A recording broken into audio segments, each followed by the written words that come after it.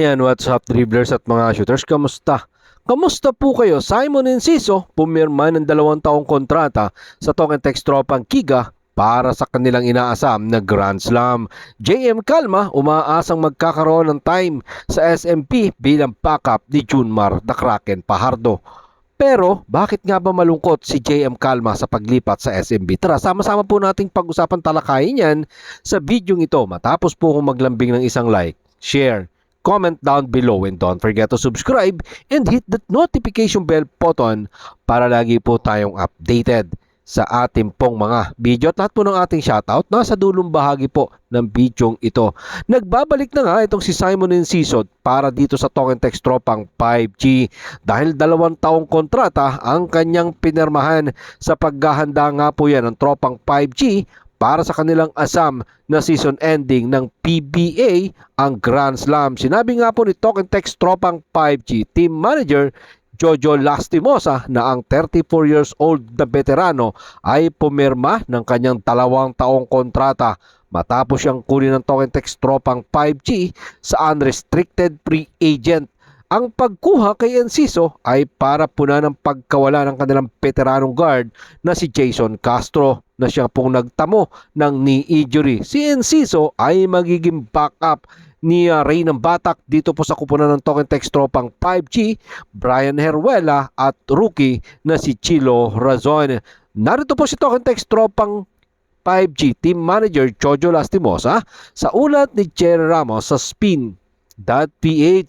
Siya ang pinakamahusay na guard na magagamit sa ating pangangailangan. Kailangan nating magsimula sa point dahil iyon ang ating malinaw na pangangailangan. Yan nga po ang sinabi ni Talk 'N Text tropang 5G Team Manager Jojo Lastimosa. Kasabay nito, isang malaking hakbang ng organisasyon para palakasin ang kanilang Grand Slam bid matapos silang manalo ng 2 sunod na kampyonato mula nga po ng Governor's Cup, Commissioner's Cup matapos nga po nilang talunin ang crowd favorite na Barangay Ginebra San Miguel sa Game 7 overtime period. Ito na din ang pinakamalapit na naabot ng prangkisa nang makuha ang Grand Slam mula nga po noong 2011 matapos din nilang angkinin ang 2 conference championship. Pero nasilat sila ng San Miguel Beermen na noon ay dala ang pangalan ng Petron Blaze Booster sa Game 7 ng Governor's Cup Finals. Ito din ang pagdating ni Enciso para dito sa Talk 'N Text tropang Kiga ay makakatulong sa kanilang Grand Slam sa kanilang rotation ng guard at magkaroon ng pagkakataon na makuha nga po ang Grand Slam dahil sa kasalukuyan nangungulila ang Talk 'N Text tropang Kiga sa pagkawala ng kanilang veteranong si Jason Castro. Yan din ang sinabi ng kanilang head coach na si Coach Chot Reyes. Narito po si Coach Chot Reyes sa ulat ni Jerry Ramos sa Spin.ph. Sa kawalan ni Jason, kailangan namin ng dagdag na point guard. Yan nga po ang tanging nasabi ni Coach Chot Reyes.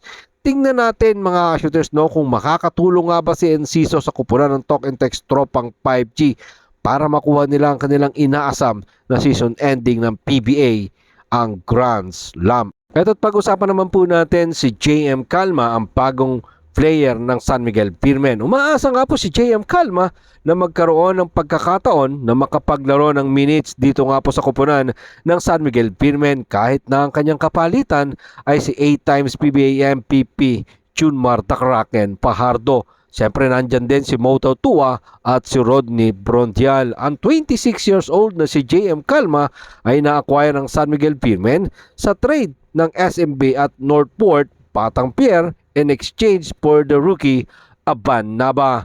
Narito po ang sinabi ni JM Calma sa ulat ni Jerry Ramos sa Spin.ph.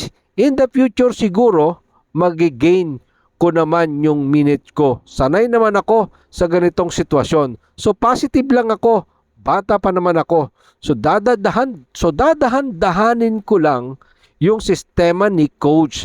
Sa unang laro nga po ng SMP, naka-jersey uniform na itong si JM Calma pero hindi siya nabigyan ng pagkakataon na maglaro sa kanilang panalo kontra sa NLEX Road Warriors 98-89. Diyan nga po yung ginawa sa loob ng Ninoy Aquino Stadium. Ang NCAA former Mythical 5 team member ng San Sebastian ay mula sa ACL surgery. At sa ngayon ay hindi pa nga po siya 100% at sa kasalukuyan ay nagre-rehab pa etong si JM Calma. Narito pong muli si JM Calma sa ulat ni Che Ramos sa Spin.ph. Nagre-rehab pa ako ngayon. May isang phase pa ako doon. Pero pwede naman na actually. Pero dinadahan-dahan ko pa po lang. Halos kababalik ko lang galing sa rehab.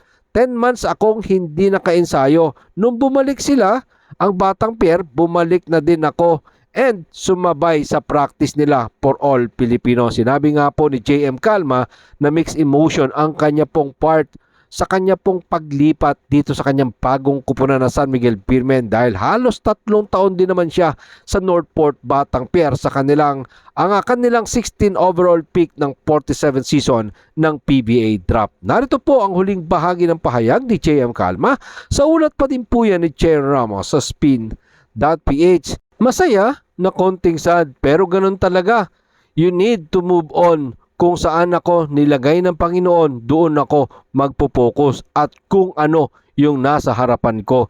Yan nga po ang sinabi ni JM Calma. Let's see what happened mga shooters no sa kanyang bagong karir dito sa San Miguel Beermen. Mabibigyan nga ba siya ng playing time?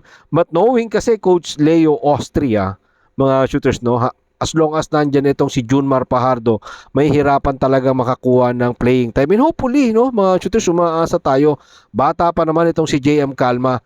Tignan natin at subukan. Sana ganun yung pagkakataon no, masubukan itong si JM Calma. Sa edad ni Junmar Pajardo, siguro need na rin ng San Miguel Beermen mag-build up ng katulad ng ganito, no, na katulad ni JM Calma. And hopefully makita natin maglaro eto pong si JM Calma dito sa San Miguel Beermen. Maraming salamat po sa inyong panonood. Ano naman po ang inyong maging opinion? Diyan po natin yan pag-usapan sa comment section. Ingat and God bless everyone. At Jorn, pero katulad po ng ating nakagawian, shoutout po kina